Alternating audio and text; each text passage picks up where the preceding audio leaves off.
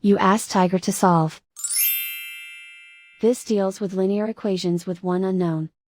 The final result is x equals 1. Let's solve it step by step. Simplify the expression. Expand the parentheses. Simplify the arithmetic.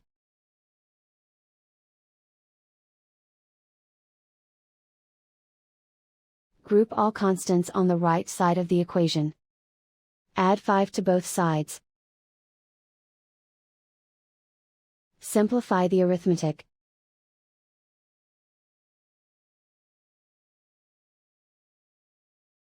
Isolate the x.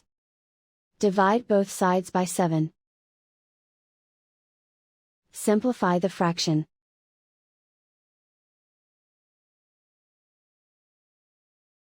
And so the final result is x equals 1.